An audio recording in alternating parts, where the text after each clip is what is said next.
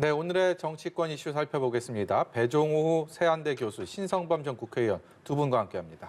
어서 오세요. 네, 안녕하세요. 먼저 문재인 대통령과 윤석열 대통령 당선인 내일 청와대에서 회동한다는 소식 전해드렸는데 관련해서 김은혜 당선인 대변인의 목소리 듣고 오겠습니다. 윤석열 당선인은 내일 청와대에서 문재인 대통령과 오찬을 갖기로 했습니다. 두 분 독대입니다. 배석자 없이 허심탄회하게 격의 없이 이야기할 자리가 될 것으로 생각됩니다. 이명박 전 대통령 사면 문제와 관련해서도 많은 질문을 해주셨는데요. 윤석열 당선인은 이명박 전 대통령의 사면을 요청하겠다는 생각을 오래전부터 견지해 왔습니다. 따라서 이번 만남을 계기로 국민 통합과 화합의 계기가 마련되기를 기대합니다.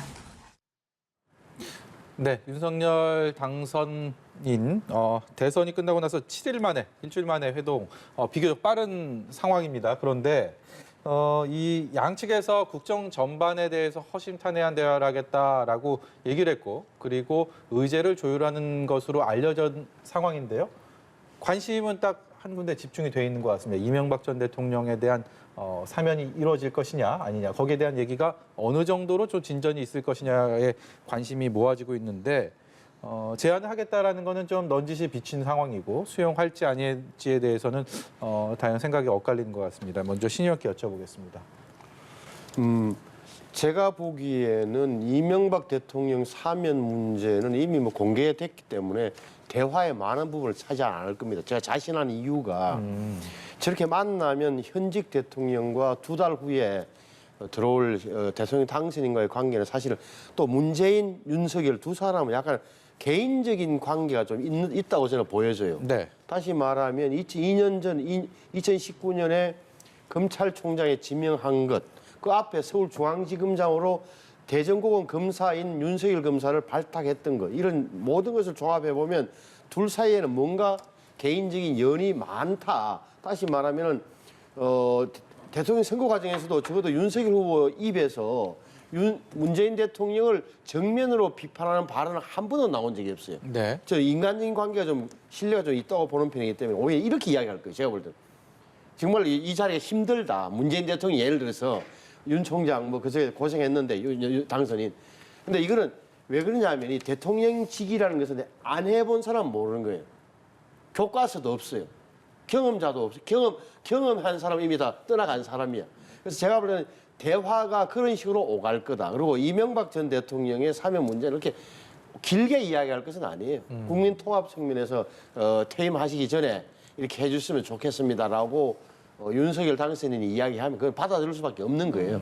저는 그래 보기 때문에 그거는 쟁점이 사실은 언론에서만 이렇게 관심이 있는데 제가 보는 대목에서 아마 내일 적어도 1시간 반 이상 계속되는데 개인적인 관계 떠나가면서 내가 해보니까 어떻더라는 문재인 대통령의 당부가 줄을 이을 거고 윤석열 당선인은 앞으로도 많이 가르침 받겠습니다. 퇴임하시지만 많이 도와주십시오. 이렇게 흐를 공산이 좀 크다고 봐요. 배 교수께서는 어떻게 보십니까? 일단 오찬 형식이 굉장히 중요하다고 보는데요. 두 분이 비공개로 오찬을 하면서 회동을 하는 거, 이런 이제 형식은 상당히 좀 흉금을 털어놓고 인간적인 관계에서 대화를 하겠다라는 것으로 해석이 되고요. 이렇게 이제 화기애애한 그런 분위기에서 당선인이 요청한 것을 과연 문재인 대통령이 거절하겠는가라는 것과 관련해서 지금 말씀하신 대로 윤석열 대통령 당선인 측에서는 MB 사면을 사실상 공식 안건하고 있거든요. 그럼 저는 이걸 이제 거절하지는 않을 것으로 보고요. 그 두 번째로는 이제 문재인 대통령 입장에서 상당히 좀 부담이 되죠.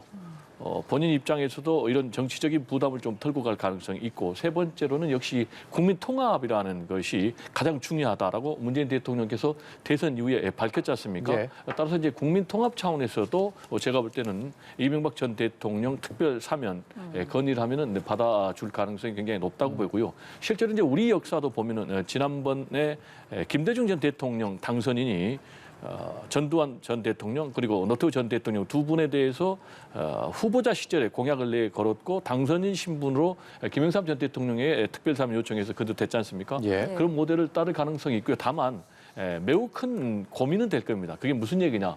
본인이 계속해서 5대 범죄에 관련해서 특별사면 같은 거 안 하겠다라고 얘기를 또 했고 또 이명박 전 대통령 같은 경우는 박근혜 전 대통령과 약간 다른 점이 있다. 일단 죄질에 있어서도 예, 예. 직접 본인의 뭐 뇌물 횡령 이런 부분이 있고 그래서 국민적인 좀 공감대도 좀 떨어지고 무엇보다도 계속해서 자신의 좀 죄를 인정하기보다는 정치 보복이다라는 이제 그런 차원이 있었기 때문에 좀 고민하겠지만 결국은 말씀드린 대로 수용하지 않을까 이렇게 전망이 됩니다. 예. 네, 일각에서는 이명박 전 대통령 사면과 함께 김경수 전 경남지사의 사면이 이제 맞물릴 것이다 이런 전망도 나오는데 이 부분은 어떻게 생각하시는지도 궁금하고 국민의힘 내부에서는 또 그 이재용 삼성전자 부회장 사면 얘기도 나오고 있거든요. 이번 회동에서 좀 어디까지 논의가 이루어질 것이라고 예상을 하시는지요? 일단 말씀하신 김경수 전 경남지사의 사면권은 이 문제와 맞물려 있다라는 그런 전망에 저도 동의를 합니다. 일단 문재인 대통령 입장에서는 김경수 전 경남지사에 대해서 개인적으로 좀 빚이 있다 이렇게 생각을 하지 않겠습니까?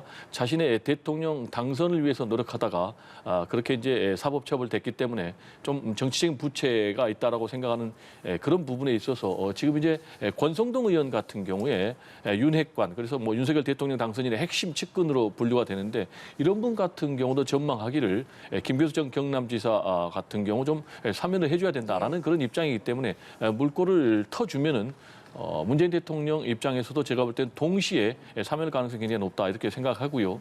그리고 이재용 삼성전자 부회장 같은 경우는 아예 논의 테이블에 오르지 않을 가능성이 높습니다. 왜냐하면은 문재인 대통령 입장에서 이 두 사람도 특별 사면하고 그리고 또 이재용 삼성전자 부회장까지 사면을 할 경우에는 이미 이제 가석방이 돼서 지금 경제 활동을 하는데 큰 어려움이 없거든요.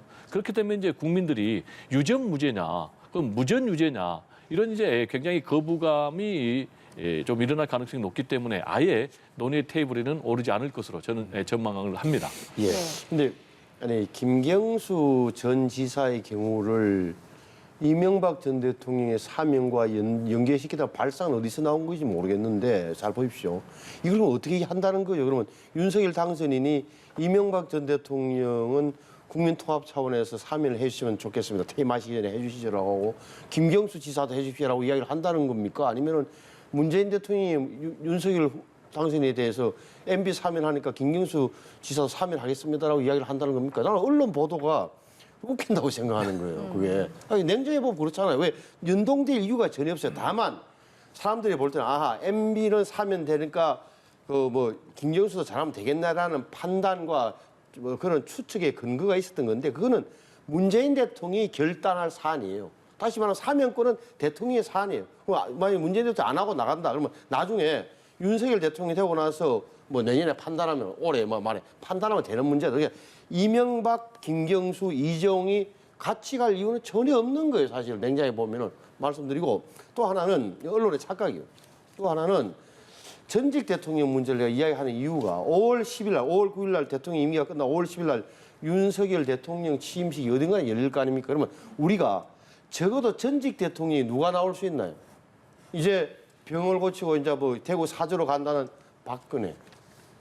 또 감옥이 있지만 어찌 되면 사면될 수 언제든 나올지 모르지만 뭐 초파일에 나올지 모르겠지만 이명박 두 사람밖에 없는 거예요. 다 가만히 생각해 보세요. 자 앞에 다 돌아가셨잖아요. 예. 노무현, 그 심지어는 노무현, 그다음에 DJ, YS 그 앞에 노태우, 전두환까지 다 딱 세 사람 남은 거예요. 그럼 문재인 5월 10일 전임 대통령 문재인 전 대통령, 예를 들어서 박근혜 전 대통령, 이명박 전 대통령 3명뿐인데 한 2명 나와가지고 박수치고 있다 이런 대목을 좀 생각해봐야 된다 하나. 두 번째, 우리가 항상 미국을 왜 나름대로 선진국이라고 평가했던 기준 중에 제가 하나 보기에 전직 대통령들이 참 잘 지내는 거예요. 우리 무슨 대통령 기념식 하면 외신에서 자주 봤잖아요. 누구 라이브러리에 도서관 기념행사에 왔는데 누가 옵니까? 오바마, 클린턴, 아버지 부시, 아들 부시, 심지어 카트까지 와서 5명이서 박수치고 하는 그 장면을 얼마나 다르게 이래서 선진국이야. 당을 떠나서 예를 들어서 클린턴이 가장 친하게 지내는 게 아버지 부시였어요. 클린턴이 가장 또 친구처럼 지낸 게 아들 부시. 다 선거로 싸웠고 아버지를 패퇴시켰던 하지만 다 연결되는 거. 이런 흐름을 보면서 정치 선진국임을 느꼈는데 적어도 이제 이대는 끊어야 될 게 아니겠어요. 저 네. 대통령이 되고 나서는 또 전임자를 정치적으로 숙청하고 법률적으로 재단하는 이 정도는 넘어서야 된다고 본다면 저는 굉장히 필요한 거죠, 이건 사실. 예, 알겠습니다. 그러면 저희 인수위 얘기로 좀 이어가 보겠습니다. 윤석열 당선인이 대통령 비서실 축소, 특히 민정수석실 폐지를 공식화했는데요. 관련 목소리 먼저 듣고 저희 대담 계속해서 이어가도록 하겠습니다. 직전 총장 출신이니까 검찰 민정수석실에 대해서는 굉장히 잘 아실 거예요. 자신감이 많으실 거예요. 근데 지금 민정수석실 폐지를 하겠다는 이유가 사정 조사 기능을 없애겠다. 제가 딱 드는 생각은 그거 때문에 없애려면은 반부패 비서관실을 없애면 되는데 반부패 비서관실 때문에 민정수석실을 다 없애겠다로 저는 읽히거든요. 그거는 뭐 목욕물 버리려다가 애까지 버리는 거 아니냐 하는 그런 생각을 일단 합니다. 그 후속을 좀 봐야 되겠지만 일단 나온 것만 보면. 네, 지금 조홍천 의원 얘기 듣고 왔는데요. 윤석열 당선인이 우리 헌정사상 최초로 검찰총장 출신 대통령 당선인이기 때문에 이 사정 감찰 기관의 앞으로의 이 그림이 어떻게 그려질지에 대해서 유독 관심이 많은 것 같습니다. 민정수석실 폐지에 대한 방침을 밝혔고요. 그리고 특별감찰관실에 대한 부활을 선언을 했는데 또 검찰은 앞으로 어떻게 될 것인지, 공수처는 또 어떤 기능을 하게 될 것인지 이 하나하나 관심을 끌고 있는 상황입니다. 먼저 이 민정수석실 폐지에 대한 견해를 좀 여쭤보고 싶은데요. 워낙 민정수석실의 어떤 순기능, 역기능에 대한 견해가 항상 엇갈려 왔기 때문에 이번에는 좀 민정수석실을 폐지하는 쪽으로 마음이 이제 기운 것 같은데요. 어떻게 평가하십니까? 말씀하신 대로 뭐 민정 수석실에 순기능, 역기능이 다 있겠죠. 그렇지만 이제 전체적으로 보면은 우리 정치사에 있어서 민정수석실이 사정기관을 실제로 진두지휘해서 대통령의 영향력을 극대화시키는 그러다 보니까 많은 부작용이 나오는 뭐 그래서 정적들을 통제한다라든지 그래서 실제로 뭐 우병우 전 민정수석 같은 경우 사법처우를 받았고 네. 또 문재인 정부에서도 뭐 울산 청와대 하명 수사 관련해서 여러 사람이 또 지금 이제 재판을 받고 있는 그런 상황 아니겠습니까? 그래서 이제 분명한 부작용이 있고 그래서 지금 윤석열 대통령 당선인 같은 경우는 큰 맥락에서는 제왕적 대통령제를 고치겠다. 그래서 그 폐 중에 하나로 민정수석실을 폐지하겠다라고 지금 얘기를 한 것 아니겠습니까? 저는 이제 민정수석실의 부작용을 좀 없애는 것은 저는 개인적으로 찬성을 합니다. 그리고 이제 이것과 관련해서 조홍천 민주당 의원이 하는 것은 뭐 일부에 전체적으로는 좀 긍정적인 부분도 있다. 그렇지만은 뭐 강론으로 들어가면 이제 반부패 비서관실만 없애면 된다라고 지금 주장을 하고 있는데 이런 기술적인 부분은 대통령 당선인이 이제 판단하면 될 것 같고요. 네. 아까 앵커께서 좀 잠깐 얘기를 했지만은 특별 감찰관제 같은 경우가 사실상 박근혜 전 대통령 시절에 도입이 됐다가 우병우 전 민정수석의 일종의 뭐 표적 수사를 통해서 그만둔 이후에 문재인 정부에 들어와서 그게 계속해서 공석으로 있었거든요. 저는 개인적으로 대통령 뭐 친인척 관리라든지 또 고위공직자 뭐 청와대 좀 사정을 하기 위해서는 이 특별 감찰관 제도는 반드시 좀 부활될 필요가 있다라는 얘기를 좀 강조를 하고 싶습니다. 어떻게 보면 이 사정 감찰 기관들의 기능들이 조금씩 좀 겹치는 부분들도 있는 것 같습니다. 이런 부분에 대해서 좀 명쾌하게 정리가 된다면 이런 좀 다툼들도 사실 없을 수 있을 텐데. 그게 지금 잘 보셔야 되는 게 이런 대목이잖아요. 그러니까 윤석열 당선인이 하는 말은 청와대에서 왜 사정을 총괄하느냐, 사정 기능을 없애겠다는 그 대목이에요. 그러니까 이것은 지금 정부, 근데 지금 문재인 정부 들어서도 우리가 민정수석을 몇 명이나 거쳤는지 기억납니까 혹시? 아무도 몰라요. 민정수석 도대체 몇 명 거친 거예요. 저는 무슨 감사원 출신이 왔다 갔다 검찰 출신 신현수가 어떻게 됐다 이런 얘기만 들었지 한 5, 6 제 기억이 맞다면 그 정도예요. 그 정도로 그 민정이라는 게 민정 언제적 용어로 이게 저는 무조건 폐지하는 게 맞다라고 봐요. 근데 그 다음에 문제가 뭐냐? 그러면 예를 들어서 인사검증하는 것은 경찰과 검찰로 넘기면 된다. 나름의 대안이 있는 거고 오히려 질문을 이렇게 해야 돼요. 민정수석실을 폐지할 경우에 검찰의 힘이 더 세지는 거 아니야? 라는 질문이 좀 더 적확한 질문이에요. 대통령이 통제할 수 있는 중간 단계가 없기 때문에 검찰이나 경찰에서 마음대로 하겠다는 걸 나중에 대통령이 어떻게 관여할 거지라는 관여 고리가 있어야 되는 거 아니야? 법무부 장관만 통해서 할 건가? 이 대목이 좀 더 정확한 질문이고 또 하나는 말씀하신 대로 사정기간 앞으로 어떻게 할 거냐? 그럼 김호수 검찰총장이 이 정부가 임명했지만 내년 아마 5월까지 임기일 거예요. 이 김호수 검찰총장의 임기는 윤석열 대통령은 보장해 줄 것 같냐 아니냐? 그럼 지금 만들어진 하나의 공수처는 이 조직은 어떻게 할 거야? 지금까지 나온 거 보면은 공수처에게 기회를 주되 무슨 능력 발휘를 기회 안 되면은 뭐 이러는 거잖아요. 지금 안 되면 어떻게 하겠다는 취지인데 이런 나름의 흐름에 대한 윤석열 당선인 내지는 5월 10일 후에는 대통령의 판단이 어떻게 될 것인지를 유심히 봐야 되는 거지. 지금 민정수석실 폐지하는 거 갖고 이것은 뭐 어린애 어린애 갖다 어린애 버린 거다 이렇게 하는 것은 당긴이라고 봐요. 예, 알겠습니다. 차기 국정 운영의 밑그림을 그리게 될 대통령직 인수위원회 추가 인선도 오늘 발표가 됐습니다. 7개 분과 가운데 경제의 분과 그리고 외교안보 분과 정무사법행정분과 이렇게 3개 분과의 추가 인선이 발표가 됐는데 이제 절반가량 정도 끝냈거든요. 그 면면을 근데 봤더니 약간 MB계 출신이 많다라는 점이 눈에 띄는 것 같습니다. 어떻게 보셨는지요? 뭐 한마디로 제가 정리하면은 대선 농공 행상에 따른 그런 인사가 진행되고 있는 것 아닌가 이렇게 생각이 됩니다. 지금 이제 인수위원 총 24명인데 지금 절반 가까이가 지금 임명이 됐고요. 그 면면을 보면은 크게 3가지 부류로 돼 있더라고요. 관료, 전문가, 그리고 MB계 이렇게 네. 정리가 되는데 대체적으로 이제 MB계가 많은 이유는 역시 이제 윤석열 대통령 당선인 캠프에 MB계가 좀 주력이었다 이렇게 볼 수밖에 없는 것 아니겠습니까? 뭐 권성동 의원 네. 그리고 뭐 장제원 비서실장 같은 경우도 그리고 또 김은혜 대통령 당선인 대변인 같은 경우도 MB 시절에 대변인을 했지 않습니까? 네. 예. 그러다 보니까 자연스럽게 좀 MB계가 많이 있는 것 같고요. 그리고 이제 또 호남 출신. 그러니까 구민주당 출신들도 많이 이번에 기용이 됐어요. 뭐 이용호 정무 사법행정 분과 간사라든지 그리고 뭐 지금 박주선 청와대 취임준비위원장 이번에 그리고 또 뭐 김학일 전 민주당 대표 같은 경우에 국민통합위원장을 맡았지 않습니까? 그래서 전체적으로는 뭐 대선에 기여한 그런 분들을 많이 챙겼는데 저는 네. 개인적으로 계속해서 후보가 지금 국민통합과 혁치를 강조하고 있는 그런 상황 아니겠습니까? 예. 따라서 새 정부의 내각은 대탕평 인사. 그래서 일부에서 정치학들도 계속 얘기하는 대연정에 가까운 그런 식의 좀 조각이 필요한 것이 아닌가 이런 좀 생각이 듭니다. 예. 아직 시간이 좀 남아 있는데요. 새 정부의 또 총리가 누가 될 것인지 어제 한 일간지에서는 김부겸 총리 유임설을 얘기를 하면서 예. 그것이 또 정치권에 오고 가는 그런 공방의 대상이 됐고요.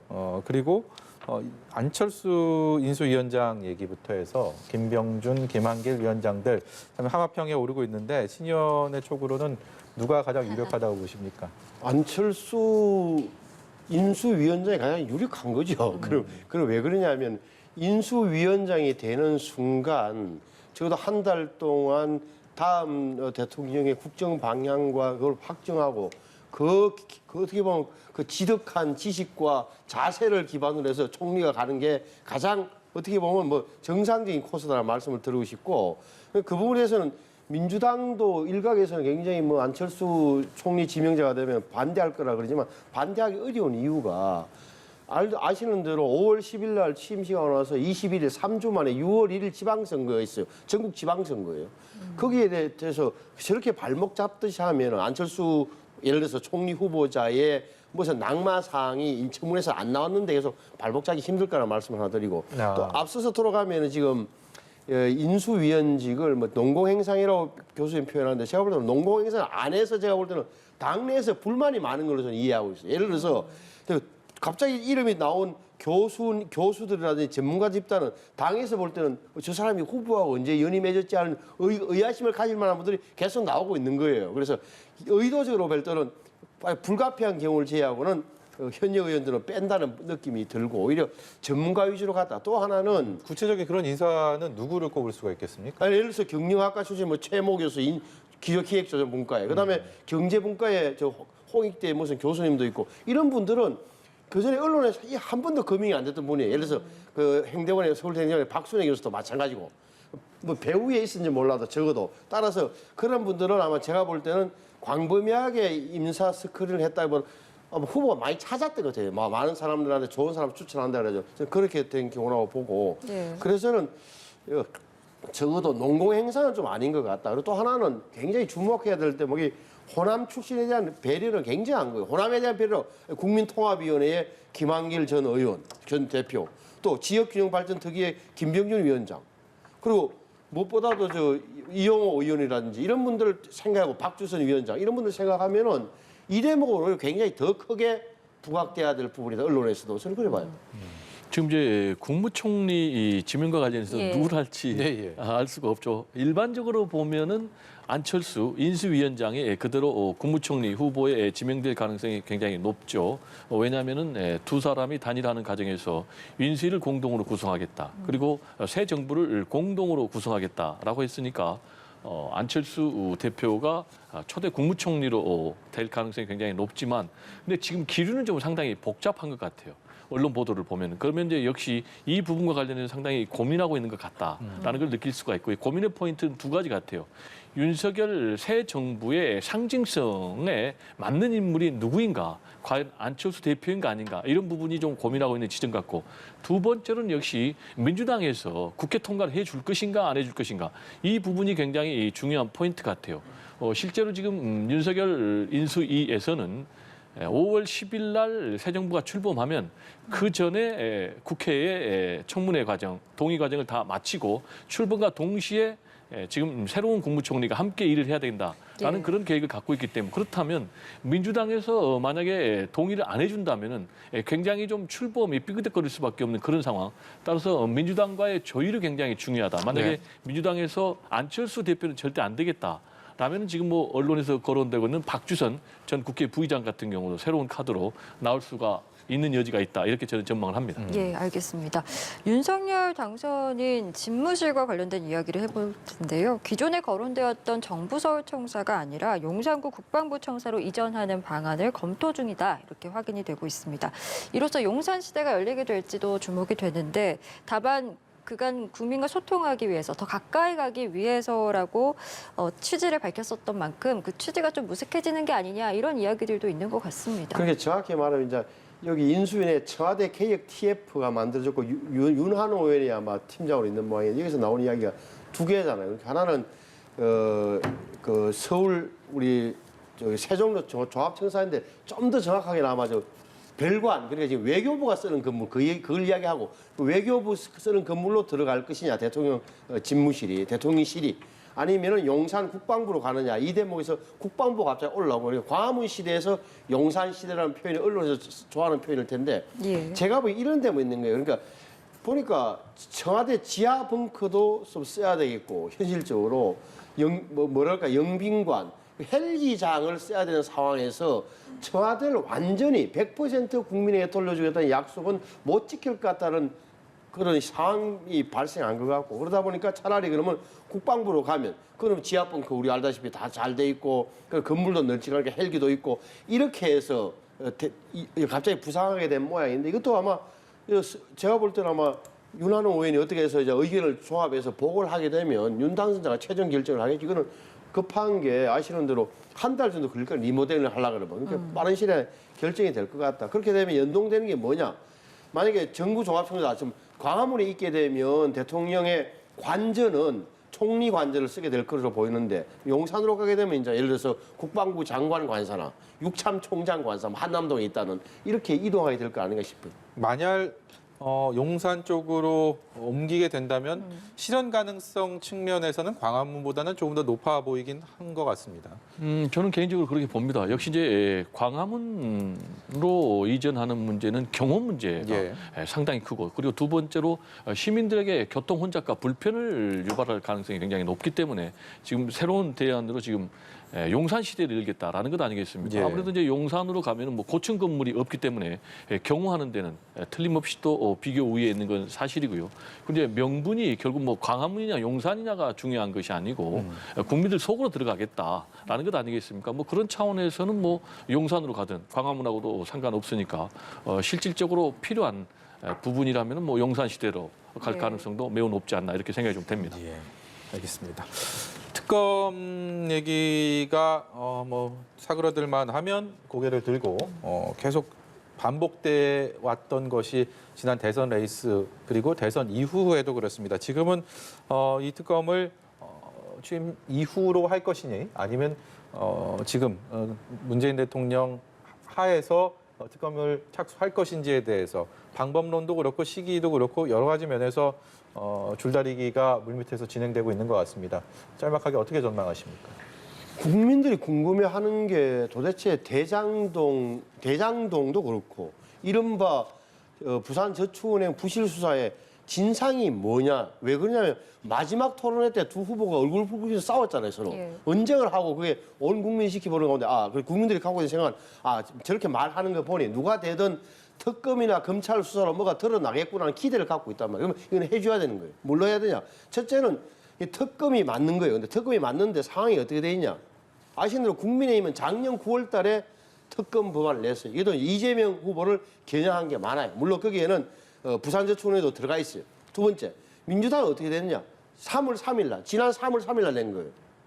자, 사전투표 하루 전날. 본투표 6일 전에 법안이 아니라 특별검사 수사 요구를 냈는데 여기는 대부분 뭐야?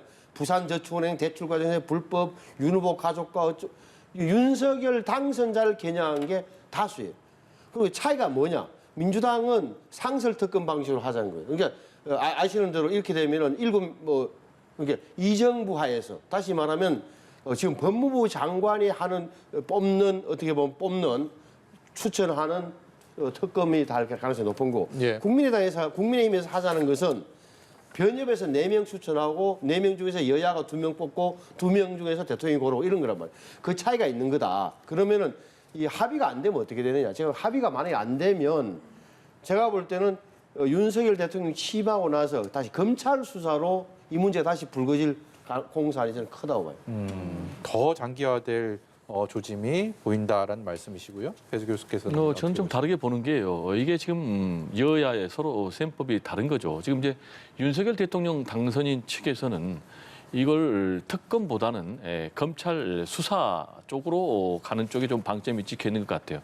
그리고 새 정부 출범 이후에 대장동 수사를 집중적으로 하는 그런 이제 방향을 좀 잡고 있는데 아무래도 윤석열 당선인이 검찰총장 출신이니까 본인이 뭐 검찰에 압력을 넣지 않아도 알아서 좀 충분히 장악을 할 수 있다라는 이제 그런 계산이 좀 담겨 있는 것 같고 반면에 이제 그렇게 되면은 지금 민주당 또 그리고 이재명 전 후보 측에서는 상당히 공정하게 수사가 진행되지 않을 가능성이 있다.